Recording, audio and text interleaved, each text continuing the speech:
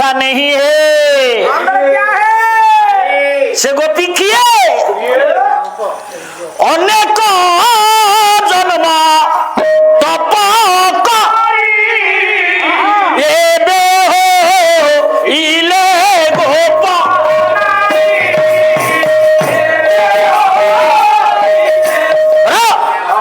मान लो खाली गोपी आम कहीं कहरा आम जिते बैठे जो मनीष जन्म आम होइचे भाई माने माँ ये मनीष जन्म आम केमी निश्चय माँ आपण मैंने को भल काम कर आमे मनीष केबे ही न थांते पुरे मु कहूची भगवान कृष्ण उद्धव को कहते अनेक जन्म तप करी एबे होइले गोप नारी माँ सेमिति आमे जो मनीष सब होइचे माँ तुम माने जो माँ भाव आमको जन्म देइच भागवत अति बड़ी जगन्नाथ दास लिखिचंती अनेक जन्म तप फरे मानव जन्म मोहित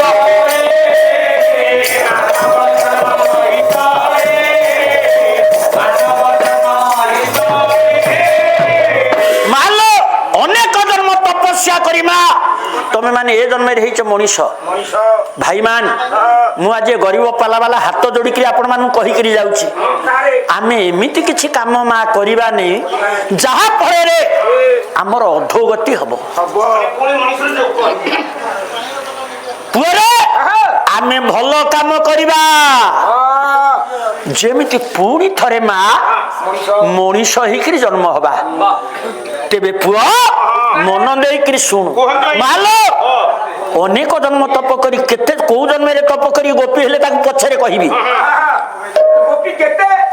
ताहले माँ गोपी केते संख्या केते जानिबा भगवान जो गोपी मान सहित रास कले केते गोपी समाने गोपी केते माँ भागवत दशम स्कंद गोपलीला अति बड़ी जगन्नाथ दास लिखिले 16 सहस्र गोप नारी मोते बरिले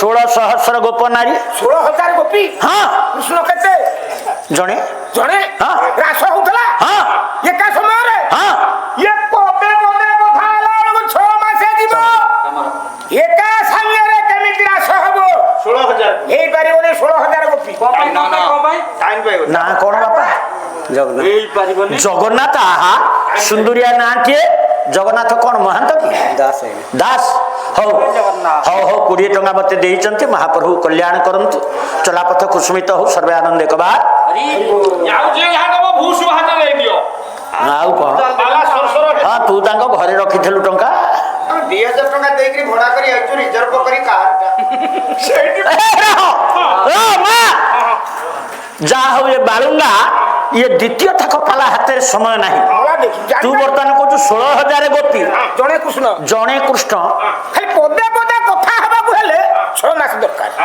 एका समय रास होई परिबोनी ना केमति हो कोरा मामू जानि छे प्रभाकर ई जगत रे मा जते गंठिया प्रश्न अछि आज्ञा आज्ञा ग्रहाचार्य आदि भाबिचंती मते ओटा खाले रे पकेइबे ओटा गंठीटे देई करी जिवे सब से भागवत भीतर अछि हां तो कहया कथा गोपी जदि हेले 16,000 भगवान कृष्ण एका रास केमिति हेला सेटे गोपलीला बही की काली जाई खेलेइबु तले कोनादी मालो भागवत रे लिखा आइची कोन कोनादी सारे गोपी के गोविंद गोटिए हो गोविंद स्वर्गे देखंती गोविंद मालो गोपी के गोविंद गोटिए गोटिए गोपी की गोटिए गोविंद माने अनेक रूप आज्ञा मोर कहिबार कथा हां कृष्ण जदि केबे कोठी अनेक रूप होइथेबे ताले रास बाले को अनेक रूप आमे ताको मानि नबु नले मानि हे ना प्रभाकर सारी द्वितीय थाकेर कोन एमिति आलोचना हुए बोला देखिलो आ हम केमिति जानिबु कृष्ण रास बाले अनेक रूप होइतले ए रो ए माए मन दे सुनो राम भगवान मा तमे जानि थबो चेले मर्यादा पुरुष ତାଙ୍କୁ କୁହାଯାଏ ମର୍ଯ୍ୟାଦା ପୁରୁଷୋତ୍ତମ। ସେ କେବେ କୌଣସି ଜାଗାରେ ମର୍ଯ୍ୟାଦା ଉଲ୍ଲଂଘନ କରିନାହାନ୍ତି। ନା ଆଚ୍ଛା ମର୍ଯ୍ୟାଦା ଆମେ କାହାକୁ କହିବା? କର୍ତ୍ତା ବେଳା ଗାଁ ବାଲା ବା ଏ ଯୋଉ କର୍ମକର୍ତ୍ତା ମାନେ ପାଲା ପରିବେଷଣ କରିବା ପାଇଁ ମା ଗୋଟେ ମଞ୍ଚ କରିଛନ୍ତି। ଇଏ ମଞ୍ଚରେ ଛିଡା ହେଇ ଗାଇବା ହଉଛି ମୋର ମର୍ଯ୍ୟାଦା। ମୁଁ ଯଦି ମଞ୍ଚକୁ ଡେଇଁକିରି ସେଠି ଯାଇ ନାଚିବି ମର୍ଯ୍ୟାଦା ହାନି ହବ। ମର୍ଯ୍ୟାଦା ରହିବ ଆଜ୍ଞା? ସୀମା ଭିତରେ ଥିଲେ ମର୍ଯ୍ୟାଦା, ସୀମାରୁ ବାହାରି ଗଲେ ମର୍ଯ୍ୟାଦା ଆଉ ରହିଲାନି। ସେଇ ଜାଗାରେ ମା ଭଗବାନ କୃଷ୍ଣ, ତାଙ୍କ ନାଁ ହେଲା ଲୀଳା ପୁରୁଷୋତ୍ତମ ମା। ଲୀଳା ମର୍ଯ୍ୟାଦା ଯେମିତି ଅର୍ଥ ବୁଝେଇଲି, ଲୀଳା ଆମେ କାହାକୁ କହିବା? ମନ ହେଲେ ପେଣ୍ଡାଲରେ, ମନ ହେଲେ ପେଣ୍ଡାଲ ବାହାରେ, ତାକୁ କହିବା ଲୀଳା। ପ୍ରଭାକର, ରାମ କୋଉଠି ଅଲୌକିକତା ଦେଖେଇ ନାହାନ୍ତି, ମାନବିକ ଲୀଳା କରିଛନ୍ତି। କିନ୍ତୁ କୃଷ୍ଣ ଭଗବାନ ଅନେକ ମିରାକିଲ କରିଛନ୍ତି। ଭଗବାନ କୃଷ୍ଣ ଗୋଟିଏ ପ୍ରମାଣ ଦଉଛି, ଶୁଣ ମାଲୋ, ତମେ ସବୁ ମା ମାନେ ମୋର ବାଇ ଆଣି। ମୋ ମା କହିବେ ଆମେ ଟଙ୍କା ଦେଲୁ, ଆମକୁ ପୁଣି କହିଲାଣି ବାଇ ଆଣି। ମା ତମେ ସବୁ ବାଇ ଆଣି କାହିଁ କହିଲ? ପୁଅ ତମର ପଛେ ହେଇଥିବ IAS, ପୁଅ ତମର ହେଇଥିବ OS, ପୁଅ କଲେକ୍ଟର ହେଇଥିବ, ପୁଅ ପୁଲିସ ଅଫିସର ହେଇଥିବ, ତମେ କଥ ମୋ ପୁଅ କିଛି ଜାଣିନି କହନି ମା ବାଇଆଟା। କାହିଁ କଥା କହୁଛି? ଦିନକର ଘଟଣା। ଗୋପନଗରୀର ପାଟ ମହାଦେଇ ମା ଯଶୋଦା, ମାଲୋ ତମରି ଭଳିଆ ମା ହାତରେ ଧରିଛି ଗୋଟା ମୋହଣା, ଧରିଛି ଗୋଟା ଛନ୍ଦ। ଏଡ ବଡ ଗାଈ ପଲ ଦୁଆଁ ହେଇନାହାନ୍ତି। ଯଶୋଦା ଖୋଜୁଛନ୍ତି କିଏ ଜଣେ ହେଲେ ଗାଈ ଦୁଇଁ ଦିଅନ୍ତା। ଏତିକି ବେଳେ ହାବୁଡେ ପଡିଗଲା ବଗୁଲିଆ କୁଷ୍ଠ। ଯଶୋଦା କହିଲେ ହରେ କହ୍ନେଇ, କହ୍ନେଇ ତୋତେ ଗୋଟେ କାମ କହିବି କରିବୁ? ମାଲୋ ଆଜିକାଲି ପିଲା ଆଉ ମା କଥା ମାନୁଛନ୍ତି, ବାପା କଥା ମାନୁଛନ୍ତି ମା? କିନ୍ତୁ ଦେଖନ୍ତୁ ଭଗବାନ କୃଷ୍ଣ କହିଲେ ମା କଣ କହୁଛୁ କହୁନୁ? ମା ଯଶୋଦା କହିଲେ ହରେ କହ୍ନେଇ, ଏଡେ ବଡ ଗାଈ ପଳ ଏତେବେଳେ ଯେ ଦୁଆଁ ହିଁ ନାହାନ୍ତି, ତୁ ଟିକେ ଦୁଇଁ ଦିଅନ୍ତୁନି। ମାଲୋ ଆଜିକାଲି ତମ ପୁଅକୁ ମା 10ଟା ଟଙ୍କା ଦେଇକିରି ଦୋକାନକୁ ପଠେଇଲ, ଟାଇମ ନାହିଁ, କ୍ରିକେଟ ଯିବ ନାଇଁ ମୁଁ ଯାଇପାରିବିନି। କିନ୍ତୁ ଭଗବାନ କୃଷ୍ଣ କିଭଳି ଆଦର୍ଶ, କହିଲେ ମା ଦଉନୁ, ଦେ ଦେ ମୁଁ ଗାଈ ଦୁଇଁ ଦେବି। ମା ଯଶୋଦା ହାତରୁ ଧଇଲେ ମୋହଣା, ଧଇଲେ ଛନ୍ଦ, ଗାଈ ଦୁଇଁଆ ପାଇଁ ପ୍ରଭୁ ଗଲେ। ମୁଁ ଏ ଉଦାହରଣ ଆପଣ ମାନଙ୍କ ଆଗରେ କାହିଁକି ଦଉଛି? ଇଏ ଟୋକା ମତେ ପଚାରିଛି କୃଷ୍ଣ ଅନେକ ରୂପ କୋଉ ଜାଗାରେ ହେଇଥିଲେ କି ନାହିଁ, ତାରି ଉପରେ ଉଦାହରଣଟା ଦଉଛି। ଗାଈ ଗୋଡରେ ବାନ୍ଧି ଦେଲେ ଛନ୍ଦ, ଆଣ୍ଠୁରେ ମୋହଣାକୁ ଜାକିକିରି ଯେମିତି ଗାଈ ଦୁଇଲା ଭଳିଆ ବସିଲେ, ଜମା 2 କାଣ୍ଡେ ଦୁଇଛନ୍ତି।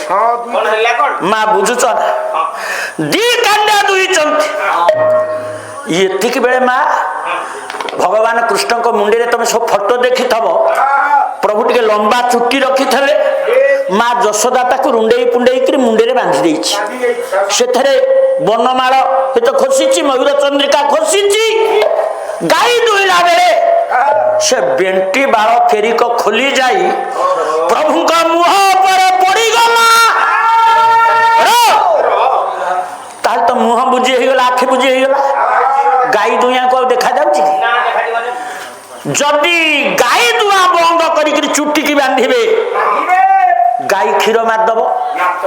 ଯୋଉମାନେ ଜାଣିଛନ୍ତି ଗାଈ ରଖିଛନ୍ତି, ହାତ କୋହଳ ହେଲେ ଗାଈ କେମିତି କ୍ଷୀର ମାରେ ଆପଣ ମାନେ ଜାଣିଥିବେ। ପ୍ରଭୁ କହିଲେ ତ ବଡ କଳିଆ ହେଲା, ମୁଁ ଗାଈ ଦୁଇଲା ବେଳେ ଯଦି କ୍ଷୀର ଗାଈ ମାରିଦେଲା ଚୁଟି ବାନ୍ଧୁ ବାନ୍ଧୁ, ମୋ ସାର୍ଟିଫିକେଟ ହବ ବ୍ୟାଡ। ଆପଣ ତ ସାରେ ଅଛନ୍ତି, ପିଲା ଯଦି ପରୀକ୍ଷା ଖାତାରେ ନ ଲେଖିଲା ଆପଣ ତାକୁ ମାର୍କ ଦେବେ? ତାହେଲେ ମୋ ସାର୍ଟିଫିକେଟ କଣ ବ୍ୟାଡ ହବ? ମୋ ମା କହିବ ଟୋକା ଗୌଡ଼ ପିଲା, ଗାଈ ଦୁଇଁ ଜାଣିନି, କରିବି କଣ? ଗୋଟେ ପୁରୁଣା କାଳିଆ ଗୀତ ମା ମୋର ମନେ ପଡୁଛି, ମନେ ଦେଇକି ଶୁଣ ପ୍ରଭୁ କେମିତି ଅନେକ ରୂପ ହେଇଛନ୍ତି କି ନାହିଁ। ପୁରୁଣା କାଳିଆ ଗୀତ, ଗାଈ ଦୁହୁଁ ଦୁହୁଁ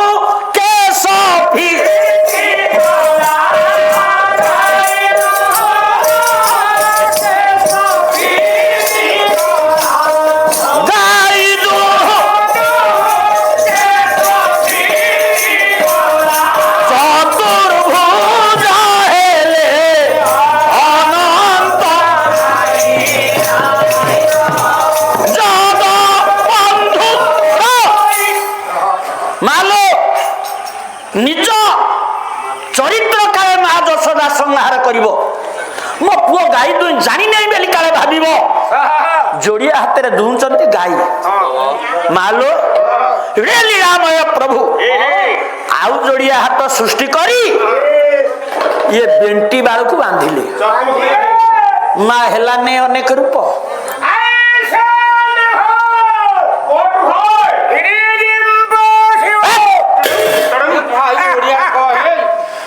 कौन इंग्रेजी चोबेलणु सारे हबनी कहीं हबनी ये हमर रूप कथा पड़ी जी सार मानन को पचारंतु हमर रूप कथा पड़ी जी हाथ थिला जोड़िए आउ जोड़िए हाथ बाहरला हाथटा ये सुपरे गणना हबो ना ना दिस इज पार्ट ताहले रूप हबनी ये हाथ रे गला ये हाथ रे ए माए ठाकुर आ रूप ही चंदीला नहीं माँ कथा जदि पढ़ी मात्र धाड़िए कहूँ बही हूँ मथुरा मंगल कवि हेले भक्त चरण दास रूप हेची ना रूप है नहीं पुअरे र र र सेदिन अक्रूर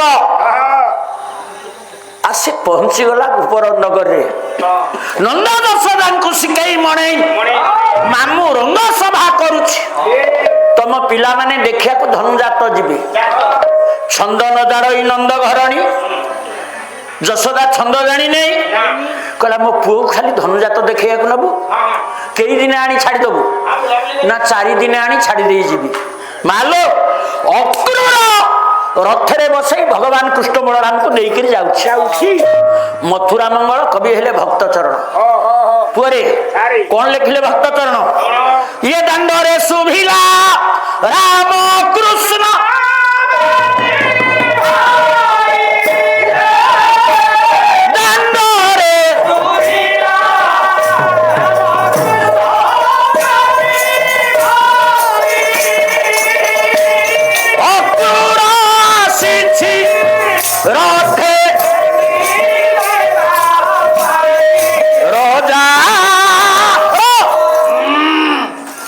मालो रथरे बसई अक्रूर रामकृष्ण को लेकर जाउछि माँ कथा पड़ी प्रभु एक रु अनेक रूप को जगार होते से प्रमाणटा मुझे आपण मान आगे माँ दौची अक्रूर रथ नहीं गला बेले कला कौन ये रथ टकाई देला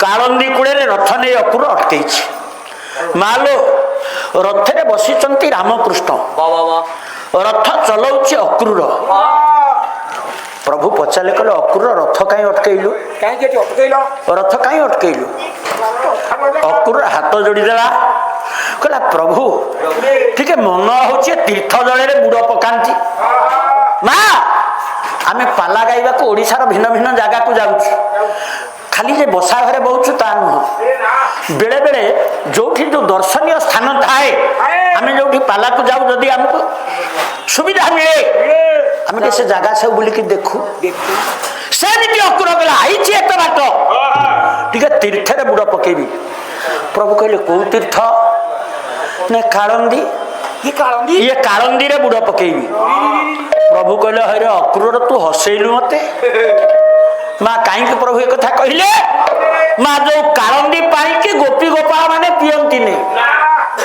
पियंती माँ काऊ कहली से कालंदी ऊपर उड़ी के जाएनी गाई बाछुरी भी से पानी पियंती नहीं कहीं ना कालियो नाग से हृदय थला से हृदय विष छाड़ी तेणु यहाँ हूँ विषमय स्थान ये तीर्थ नुह प्रभु पचारे कहले अक्रूर ये कालंदी केबेठू तीर्थ है मुना प्रश्न कालंदी केबेठू तीर्थ है कालंदी तीर्थ केबे हैला केबे हैला गीत गोविंद ग्रहाचार्य बाबू पाला गाऊ ना कि तुमको आज पुरस्कार भी लोक देइचंती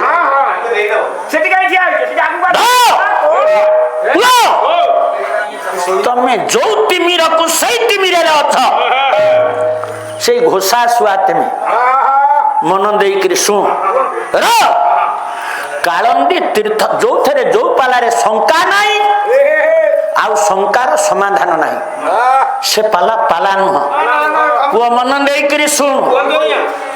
ମହାକବି ଜୟଦେବ ପଦ୍ମାବତୀ ଚରଣ ଚାରଣ ଚକ୍ରବର୍ତ୍ତୀ କାଳନ୍ଦୀ କେବେଠୁ ତୀର୍ଥ ହେଲା। ମୁନା ବି ଏମିତି ବଙ୍କେଇକିରି ଅନେଇଲେଣି କହିଲେ ଗୋଟେ କାଳନ୍ଦୀ ତୀର୍ଥ କେବେଠୁ ହେଲା। ବଡ କଥା ଆପଣ ଜାଣିଛନ୍ତି, ମୁଁ ଖାଲି ତା ମନେ ପକେଇ ଦଉଛି। ଗୀତ ଗୋବିନ୍ଦ କାଳିୟ ବିଷଧର ଗଞ୍ଜନ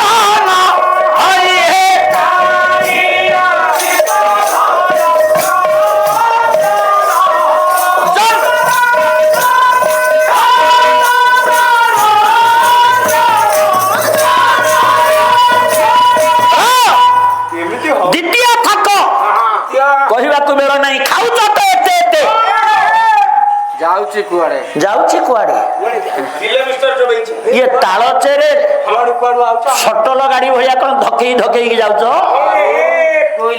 ମୋ ଭେଲେ ଭେଲେ ଶୁଣ, ମୋ ପୁଅ ଏଠି ବଇଛନ୍ତି ବୈଷ୍ଣବ। ଯଦି କେବେ ବିଷ୍ଣୁଙ୍କର ପାଦ ଦୋକ କେବେ କେହି ଗୋସାଇ ଆଣିକି ହାତରେ ଦିଅନ୍ତି, ଗୋଟେ ମନ୍ତ୍ର ପଢନ୍ତିନି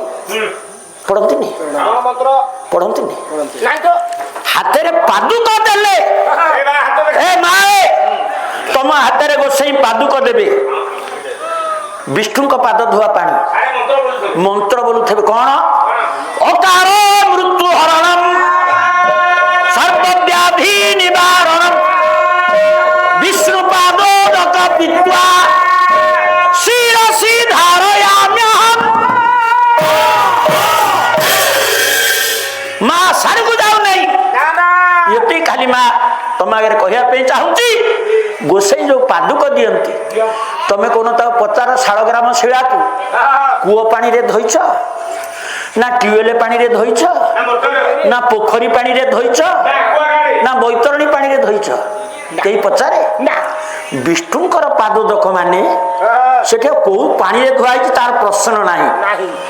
ପୁଅରେ ତାକୁ ଶିରସି ଧାରୟାମ୍ୟହମ୍।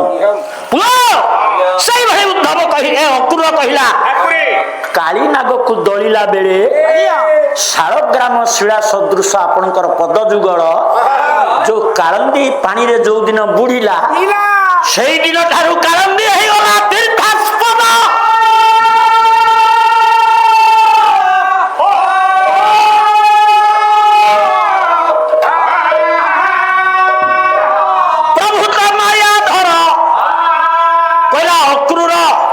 ମୋ ମା କୁ ଭଲ ବାଗରେ ବୁଝେଇ ଦେଲା ଯେ ମାମୁଁ କୁଆଡେ ମତେ ଡାକିଛି ଧନୁଯାତ ଦେଖିବା ପାଇଁ। ମୋ ମା ଆଗରେ ଏକଥା ତ କହିନି। ମୁଁ ଯେମିତି ଯିବି ମଥୁରା ରାଜଦ୍ୱାର ସିଂହଦ୍ୱାରରେ ଯୋଡାଏ ମାଲ ରଖିଛି, ମୋ ସାଙ୍ଗରେ ଲଢିବେ। ତାଙ୍କର ଉଦ୍ଦେଶ୍ୟ ମତେ ଜିଭ ଠେଲା ଚିଲ୍ଲା ଭଳିଆ ଫାଡ଼ିବେ। ଏ କଥା କଣ ଅକ୍ରୁର କହିଛି ଯଶୋଦାକୁ? ଖାଲି ସେତିକି ନୁହଁ, ହାତୀ ରଖିଛି ସୁବଳୟା ହାତୀ, ମୁଁ ଗଲେ ମୋ ଛାତିରେ ଚଢେଇ ମାରିବି। ସେତିକି ନୁହଁ, ମାମୁଁ ତେଲ କଡେଇ ଟକଟକ କରି ଫୁଟଉଛି, ଶୁଖୁଆ ଭଳିଆ ଗଲେ ମତେ ସେଥିରେ ପକେଇକି ଭାଜିବେ। ମୋ ମା କୁ ତ ଏ କଥା କହିନି। ଓ ମୁଁ ଗଲେ ମତେ ମଥୁରାରେ ତମେ ପଲକ ଯାକ ମେଜିକି ଦେଖେଇବ। ଆଚ୍ଛା ମୋ ମେଜିକି ଏବେ ଦେଖ।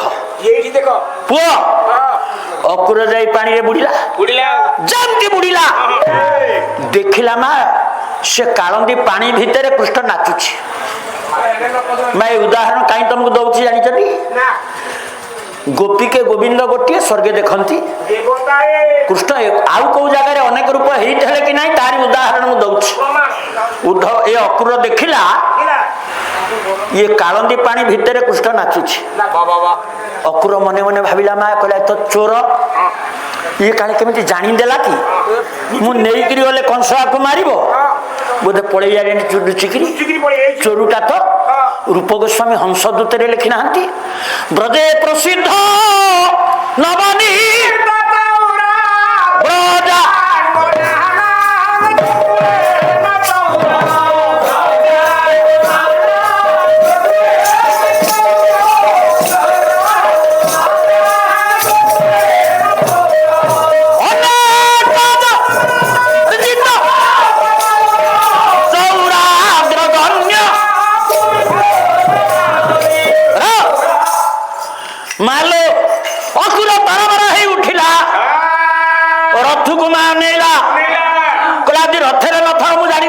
ଯାଇଛି ମାଲୋ କଣ ଦେଖିଲା ଭକ୍ତ ଚରଣ ଲେଖିଲେ ଇଏ ମୃଦୁ ମନ୍ଦେ ହସୁଥିଲେ ପ୍ରଭୁ ଚକ୍ରଧର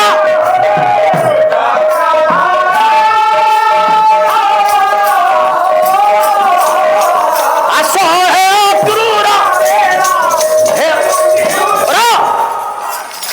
ରଥ ଉପରେ ପ୍ରଭୁ ହସୁଛନ୍ତି କହିଲେ ଅକ୍ରୂର ଏତେ ଡେରି କାହିଁ କରୁଛ ଆସ ଡେରି ହେଇଯାଉଛି ଯିବା କଣ ପାଣି ଭିତରେ ମୁଁ ଏବେ ଦେଖିଲି ଇଏ କଣ ଉପରେ ପୁଣି ବୁଡ଼ ଦେଲା ପୁଣି ଏତ ବୁଡ଼ ଦେଲା ଦେଖିଲା ପାଣି ଭିତରେ କୃଷ୍ଣ ପୁଣି ଉପରେ କୃଷ୍ଣ ମା ଏମିତି କାହିଁ ହେଲା ଦର୍ଶନ ଫିଲୋସଫି ଆମେ ତାକୁ ପିଲା ବେଳେ ପଢୁଛେ ପିଲା ଦିନୁ ପଢୁଛେ ମା ମନେ ରଖୁନେ ଜଳେ କୃଷ୍ଣ ସ୍ଥଳେ କୃଷ୍ଣ ମା ଆମେ ତା ପଢିନେ କେତେବେଳେ ପଢିନେ ମା ମନେ ନାହିଁ ଏ ମାଉସୀ ପଢିଛୁ କେତେବେଳେ ଜଳରେ କୃଷ୍ଣ ସ୍ଥଳରେ କୃଷ୍ଣ ସବୁଠି କୃଷ୍ଣ କେମିତି ପଣ୍ଡିତ ରାମକୃଷ୍ଣ ନନ୍ଦ ବନ ବିହାରୀ ବାବୁ ଟିକେ ଦର୍ଶନ ଦିଅ ରସ ରଙ୍ଗିନୀରେ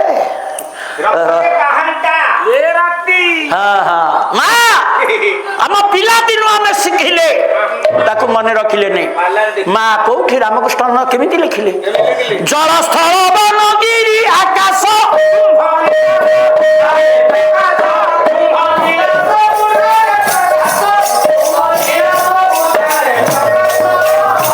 ଆଉ ସାରକୁ ଯିବା ନେଇ ତାହେଲେ ଗୋପୀକେ ଗୋବିନ୍ଦ ଗୋଟିଏ ମାଲୋ ସ୍ୱର୍ଗେ ଦେଖନ୍ତି ଦେବତାଏ ନାରଦ ଦେଖୁଛନ୍ତି ରାସ ଚାଲିଛି ହେ ର ଆଜ୍ଞା ନାରଦ ତ ବୃନ୍ଦାବନକୁ ଆସିଥିଲେ ସେଇ ଭୁବନ ମୋହନ ରୂପକୁ ଦେଖିବା ପାଇଁ ଯେମିତି ଦେଖିଦେଲେ ପ୍ରଭୁଙ୍କ ରାସଲୀଳା ଚାଲିଛି ସେଇଠି ମୁଣ୍ଡିଆଟିଏ ମାଇଲେ ଏ ର ମା ମନ ଭିତରେ ତ ଗର୍ବ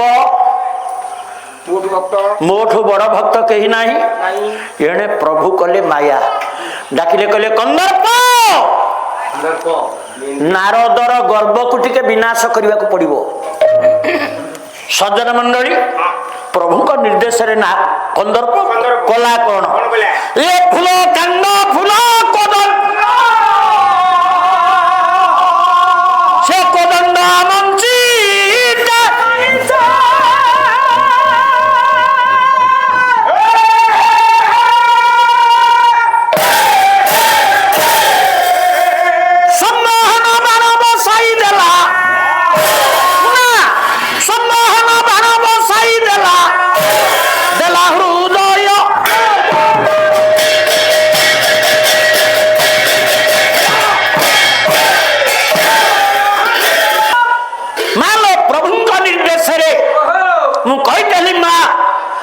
ଯେତେବେଳେ ଅନ୍ତର ଭିତରେ କରିବା ଗର୍ବ ଆମ ଭିତରେ ଯେତେବେଳେ ଆସିଯିବ ଅହଙ୍କାର ପ୍ରଭୁ ଆମକୁ ରସା ତଳକୁ ଫୋପାଡ଼ି ଦେବେ କନ୍ଦର୍ପ ଯେତେବେଳେ ଏ ନାରଦ ବାବାଜୀଙ୍କୁ ଅନେଇକିରି ତାର ଫୁଲ ଧନୁରେ ଫୁଲ ସର ପାଞ୍ଚେ ଅରବିନ୍ଦ ମଶୋକଞ୍ଚ ଚୁତସ୍ସନ ବଲ୍ଲିକା ନୀଳୋତ୍ପଳ ପଞ୍ଚ ଇତି କାମଦେବ ସହାୟକ ପାଞ୍ଚଟା ଯାକ ସରମା ଯେତେବେଳେ ଏକାଠି ମାଇଲା ନାରଦ ବାଟ ବଣା ହେଇଗଲେ ମୁନା ପାଲା ବାଲା ବୁଲିକିରି ଯାଇଥିଲେ ଘୋର କଳିକାଳ ଥୟନ ରହିବ ମୁନି ହେବେ ବାଟ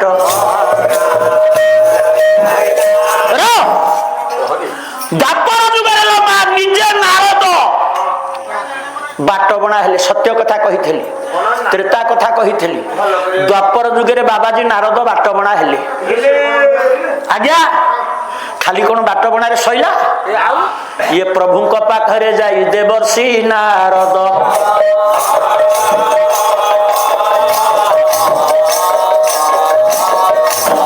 ପ୍ରବେଶ ହୋଇଲେ ମନ ହୋଇଛି ବିଷାଦ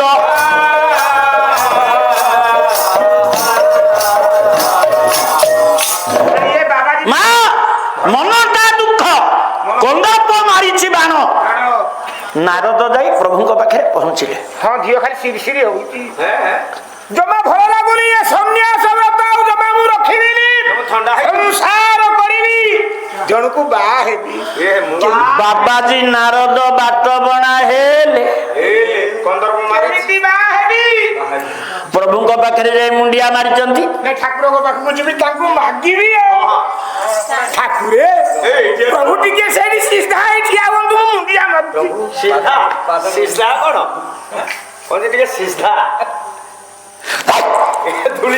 ମୋ ଗୋଡକୁ ଆମ୍ପୁରୁଛି।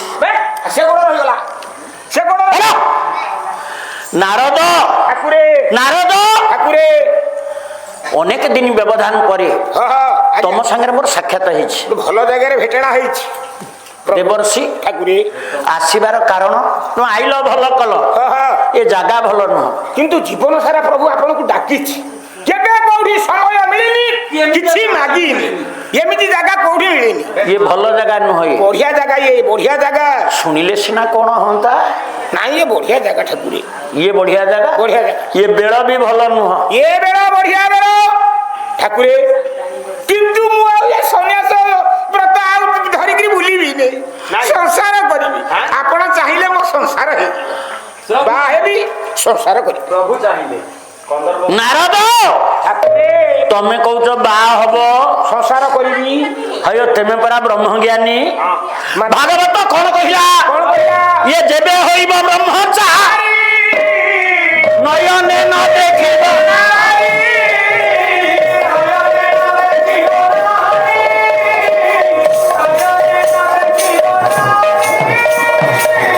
ନାରଦେ ପ୍ରଭୁ ସେଇ ଭାଗବତ କହିଛି ରୁହ କହୁନା ତମ ବାପା ବ୍ରହ୍ମା ବ୍ରହ୍ମା ତମକୁ କେତେ ଥର ବାହା ହବାକୁ କହିନାହାନ୍ତି? ସେତେବେଳେ କଣ ବାହାଘର ଉଷୁମ ଆସିଥିଲା କି ଏଇଟା ଗୋଟେ କଣ ମଣିଷ ନା ଭୂତଟା? ଏଇଟା ବାହାଘର ଉଷୁମ ମତେ ହେଇନି ଯୌବନ ସରି ନାହିଁ ମୋ ଯୌବନ କହିବେ ଆଲୋ ମା ଏ ମାଏ ଏ ମାଏ ସମୟ ହେଇନି ବେଶୀ ସେ ପୁଅ କିଏ ଶୁଣିବୁ ନାହିଁ?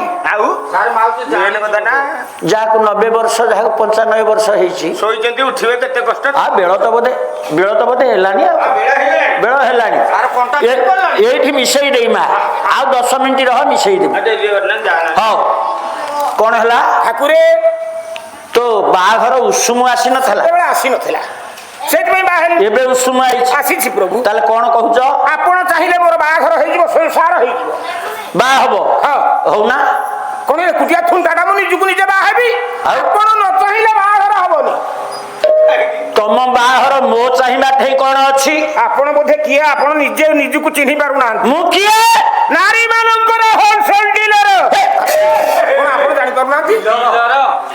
ନାରଦ କୁଆଡେ କହିଲେ ମୁଁ ନାରୀ ମାନଙ୍କର ହୋଲସେଲର? ମା ନାରଦ ଥଟ୍ଟା କରୁଛି କରୁ ପଛେ ତାର ଗୋଟେ କାରଣ ଅଛି ନା। ପ୍ରଭୁଙ୍କର ଗୋଟେ ନାଁ ହଉଛି ମା ଗୋପୀନାଥ। ସେ ହେଲେ ଗୋପୀ ମାନଙ୍କ ନାଥ। ତାହେଲେ ନାରଦ ତମେ କଣ ଚାହୁଁଛ? ଆପଣ କାଳେ କଣ ଭାବିବେ? ନାଇଁ କିଛି ଭାବିବିନି କହ। ଗୋଟିଏ ଗୋପୀ ଦେଲେ ମୋର ସଂସାର ହେଇଯିବ। ଗୋଟା ଗୋପୀ ନେଲେ ସଂସାର ହେଇଯିବ? ଆଜ୍ଞା ଆଜ୍ଞା। ନାରଦ ପ୍ରଭୁ ଟିକେ ହସିଲେ କହିଲେ ଗୋପୀ କିଏ ନାରଦ ଜାଣୁଛି ନା? ସେଇ ଯୋଉ କଥା କହିଥିଲେ ଅନେକ ଜନ୍ମ ତପ କରି ଏବେ ହଇଲେ ଗୋପ ନାରୀ। ନାରଦ ମାଗିଲାଣି ଗୋପୀ ନବ ବାହା ହବ। ପ୍ରଭୁ ଟିକେ ମାୟା କହିଲେ ନାରଦ ମତେ ମାଗିବା ଦରକାର ନାହିଁ। ଆଉ କେମିତି ପାଇବି? ମୁଁ ତମକୁ ଗୋଟେ ବାଟ କହିବି ବାଟ ବତେଇ ଦେବି ସେଇ ବାଟରେ ଯାଇ ତମେ ଯିବ।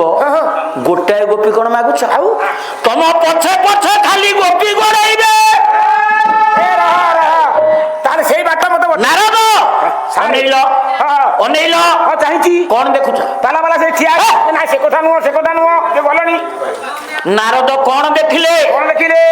ଚୈତନ୍ୟ ଚରିତାମୃତ ପୁଅରେ ନାରଦ କଣ ଦେଖିଲେ? ରାଧା କୁଣ୍ଡ ଶ୍ୟାମ କୁଣ୍ଡ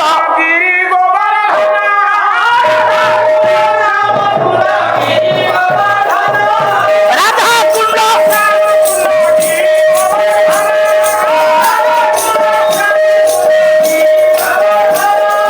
ମଧୁର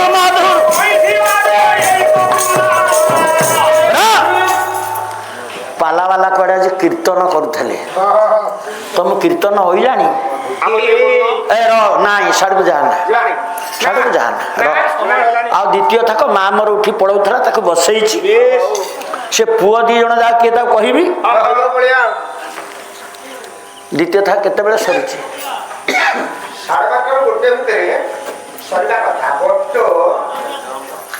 ହେଲାଣି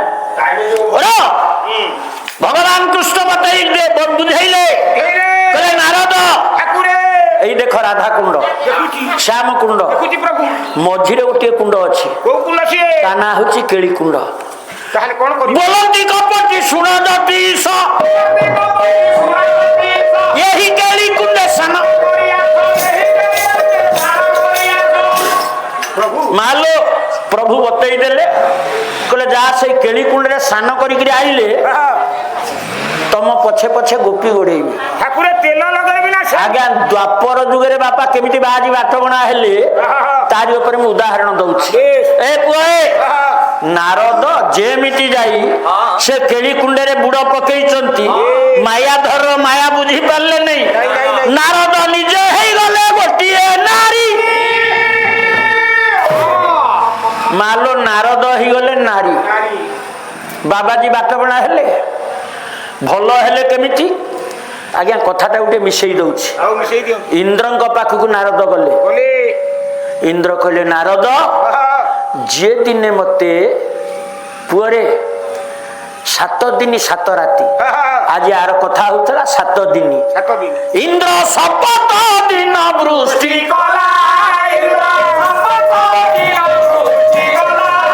ମେଘ ସହ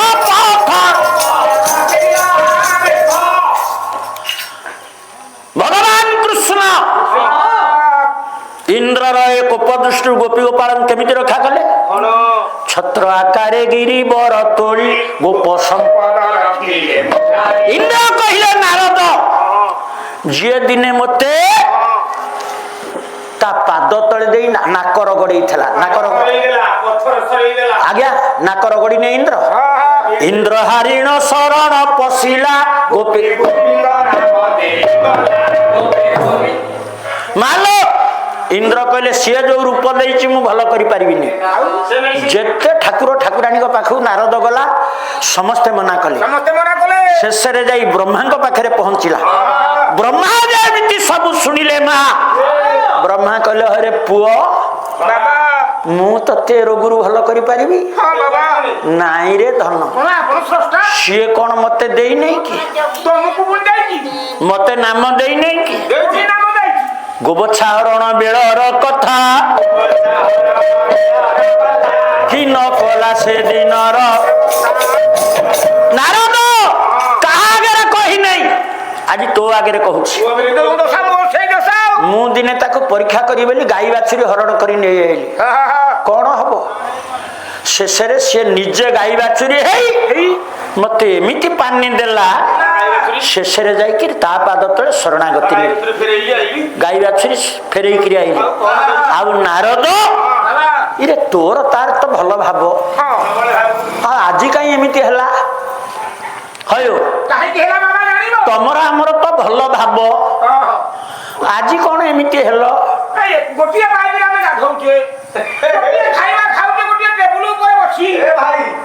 ଆଜି କଣ ଏମିତି ହେଲ ବାଘ ଦିନି ଯାଏ ଜଙ୍ଗଲ ଫେରେ ବାଘୁଣୀ ଆଗରେ କହେ ବାଘୁଣୀ लो ଆଜି ପୁଞ୍ଜେ ମଣିଷ ଖାଇଛି ବାଘୁଣୀ ଶୁଣେ ତାପରେ ନ ଯାଏ ପୁଣି ଫେରେ କହିଲେ ଆଜି 2 ପୁଞ୍ଜା ଖାଇଛି ଦିନ ଯେତେ ବଢେ ବାଘର ପୁଞ୍ଜା ସେତେ ବଢେ ଇଏ ମନେ ମନେ ଭାବିଛନ୍ତି ଆମେ କାକଟପୁର ଫେରିବୁ କହିବି କଟା ବେଢାରେ ଏମିତି କାଟିଛି ଏମିତି ଗାଢ ଖୋଳିକିରି ମାହାଣାକୁ ପକେଇଛି ବାଘୁଣୀ ତ ସବୁ ଶୁଣି ଶୁଣି ହେଲା କହିଲା ବାଘ ସବୁଦିନେ କହୁଛୁ ମଣିଷ ଖାଉଛୁ ତୁ ମଣିଷ ହାବୁଡେ ପଡିନୁ ଯୋଉଦିନ ମଣିଷ ହାବୁଡେ ପଡିବୁ ସେଦିନ ତ ପୁଞ୍ଜା ଖିଆ ଛାଡିଯିବ ଆଜି ଝିଅ ବଇଛି 16 ବର୍ଷ 95 ବର୍ଷ ପୁଅ 90 ବର୍ଷ 100 ଝିଅ ମୋ ଭେଲେ ଭେଲେ ର ର ର ପୁଞ୍ଜା ଖିଆ ଛଡେଇ ଦଉଛି ର। ଏ ପୁଅ ବ୍ରହ୍ମା କହିଲେ ନାରଦ ସାରେ ମହାରାଣା ସବୁବେଳେ କହେ ଆମ ସାମାଜିକ ଚେତନା ଭିତରେ ଯାହା ଆମେ ଗାଁ ଗାଉଁଲି କଥା ଯାହା କଥାବାର୍ତ୍ତା ହଉଛେ ମାଲୁ ଆମ ପୁରାଣର ନିର୍ଯାସ ବି ସେଇଆ। ଓଡ଼ିଆରେ ଗୋଟେ ରୂଢ଼ି ଅଛି, ଆପଣଙ୍କର ଏପଟେ ସେ କଥା କହନ୍ତି କି ନାହିଁ ମୁଁ ଜାଣିନି, ଆମର ସେପଟେ ବୁଢା ବୁଢା ମାନେ କହନ୍ତି ମାଣ୍ଡିଆ ଯାଉ ଦେଇଛି ଯିଏ ହଗେଇ ମୁତେଇ ଗୋଟେ ରୂଢ଼ି ଅଛି। ବ୍ରହ୍ମା କହିଲେ ନାରଦ ଯିଏ ତତେ ରୋଗ ଦେଇଛି ସେଇ ଚାହିଁଲେ କେବଳ ଭଲ କରିବ, ମୁଁ କରିପାରିବିନି। ଏ କଥା କାହିଁ ବ୍ରହ୍ମା କହିଲେ? ପୁଅରେ ସଦଗୁରୁ ଯେବେ ମାରେ ଗୋଇଠା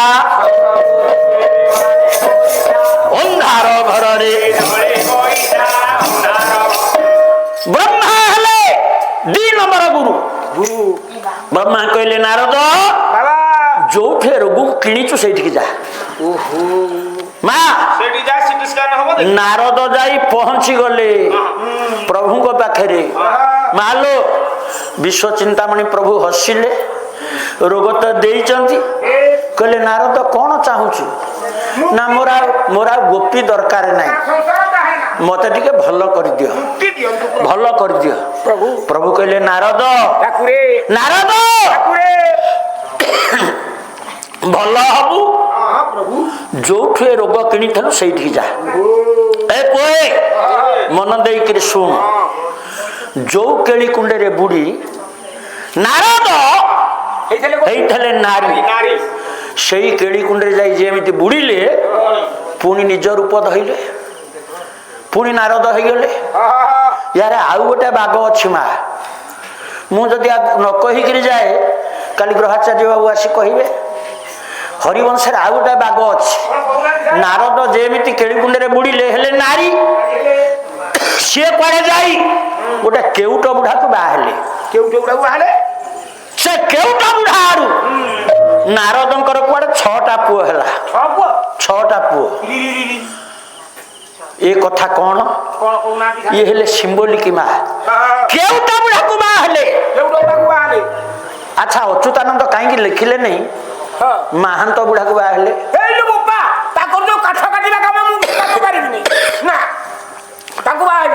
ଟିକେ ଭଲ ଭାବରେ ଶୁଣିକିରି ସବୁ କହ। ଆଜ୍ଞା କାହିଁ କହିଲେ ଗ୍ରହାଚାର୍ଯ୍ୟକୁ ବାହା ହେବି? କେଉଟ ବୁଢାକୁ କାହିଁ ବାହା ହବାକୁ କହିଲେ? ଆଜ୍ଞା ଇଏ ସଂସାର ଯଦି ଗୋଟେ ସମୁଦ୍ର ହୁଏ କୈବର୍ତ୍ତକ କେଶବ, ଭଗବାନ ବିଶ୍ୱ ଚିନ୍ତାମଣି ହେଲେ ଏ ସଂସାର ରୂପକ ସମୁଦ୍ରର କେଉଟ ବା ନାଉରୀ। କେଉଟ ବୁଢାକୁ ବାହା ହେଲେ, ପୁଅ ହେଲେ 6। କାହିଁ କହିଲେ ନା 7ଟା ପୁଅ ହେଲେ? 7ଟାକୁ ଟାଇମ ନଥିବ। କାହିଁ କହିଲେ 5ଟା ହେଲେ? ହେ ପୁଅ ହେ, ଏ ଜଗତରେ ଏମିତି ଗୋଟିଏ ତତ୍ତ୍ୱ ଅଛି, ତୁ ଯଦି ତା ସାଙ୍ଗରେ ସାଙ୍ଗ ହବୁ ବାହା ନହେଲେ ବାହା ନ ହ, ତୋର 6ଟା ପୁଅ ଏ ମାଏ ମନେ ରଖ। ସେଇଭଳି ଲୋକ ସାଙ୍ଗରେ ଯଦି ସାଙ୍ଗ ହବ, ଏମିତି ଗୋଟେ ତତ୍ତ୍ୱ ଅଛି, ତମର ପୁଅ ହବ 6। କଣ ଆଗରୁ କହିଦେଲେ କାହିଁକି ଘରେ ହାତୀ ପୋଷିଥାନ୍ତି? ହାତୀ ପୋଷୁଛୁ, ଗୋଟିଏ ପୋଷିଆ ହାତୀ ଗୋଟିଏ ପୋଷିଆ ସେଇଆ ବିଲେଇ ଭଳିଆ। କାହା ସାଙ୍ଗରେ ସାଙ୍ଗ ହେଲେ 6 ପୁଅ ହେବେ? ସେ 6 ପୁଅ କିଏ କହୁନାହାନ୍ତି? ମା ଖାଲି ଗର୍ବ ସାଙ୍ଗରେ ଯଦି ସାଙ୍ଗ ହବ, ମନ ଭିତରେ ଯଦି ଆପଣ ଗର୍ବ କରିବେ, ପୁଅ ହେବେ 6। ସେ 6 ପୁଅ ମା କିଏ? ମନ ଦେଇ ଶୁଣ। କାମ, କ୍ରୋଧ, ଲୋଭ, ମୋହ, ମଦ, ମାସ୍ତର୍ଯ୍ୟ। ପୁଅ ହେବେ 6। ନାରଦ ଗର୍ବ କରିଥିଲେ, ପ୍ରତୀକାତ୍ମକ ଭାବରେ ଲେଖିଲେ ଅଚ୍ୟୁତ। ଏଇଠି ପ୍ରଭୁ ହସିଦେଲେ, କହିଲେ ନାରଦ ତମେ ପୁରା ଗୋଟେ ମାକୁ ବସେଇକିରି ଆଇଛ, ତା ପୁଅକୁ କୁଆଡେ ଭଲ କରିବ? କଣ ମୁନା ବାବୁ ବୁଝୁଛନ୍ତି ଟି? ଗୋଟାଏ ପୁଅର ବୟସ 95, ଗୋଟାଏ ପୁଅର ବୟସ ହଉଛି, ଝିଅ ହଉଛି ଭକ୍ତି। ଇଏ ପୁଅ କିଏ? ମୁଁ କହିଛି ଗ୍ରହାଚାର୍ଯ୍ୟ କହିଛନ୍ତି 2 ପୁଅ।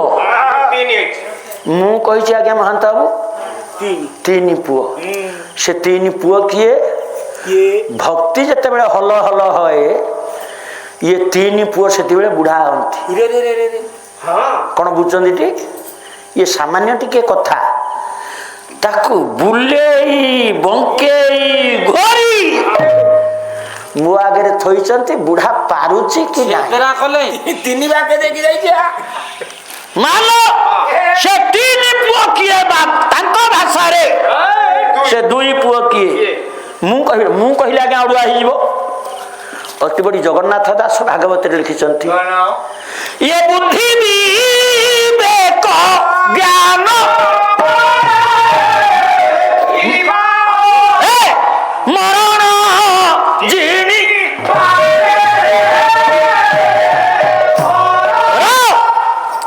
ବସା ଘରେ ମୁଁ ଦେଖୁଛି କିଏ ବ୍ୟାସ କିଏ ବଶିଷ୍ଠ କିଏ ଭୃଗୁ ଏ ର ମନ ଦେଇକରି ଶୁଣ ମାଲ ଇଏ ଯୋଉ ତାଙ୍କ ଭାଷାରେ ମା ଇଏ ଭକ୍ତି ଯୋଉ ଝିଅ ତାର ଯୋଉ ଯୋଡିଏ ପୁଅ ସେ କିଏ ଗୋଟେ ହଉଛି ଜ୍ଞାନ ଆଉ ଗୋଟେ ହଉଛି ବୈରାଗ୍ୟ କଣ ମୋ ନାଁ ବୁଝୁଛନ୍ତି ନା ଆଉ ଯଦି କଣ ଅଧିକା ଥବ ସେ କାଲି ଆଇଲେ କହିବେ ଦେଖିଆ ଗତି କୋଉ ଯାଏ ଗୋଟିଏ ପୁଅ ତାଙ୍କ ଭାଷାରେ ଜ୍ଞାନ ଆଉ ଗୋଟେ ହଉଛି ବୈରାଗ୍ୟ ଭକ୍ତି ଯେତେବେଳେ ହଲ ହଲ ହବ ଆମ ଅନ୍ତର ଭିତରେ ଯେତେବେଳେ ଭକ୍ତି ରହିବନି ହେ ପୁଅ ସେତେବେଳେ ଆଉ ବୈରାଗ୍ୟ ରହିବ ସବୁ ତ ଖାଲି କହିବି ମୋର ନାଇଁ ଆଜ୍ଞା ଘର ମୋର କୋଠା ମୋର ଟଙ୍କା ମୋର ଏଇଠି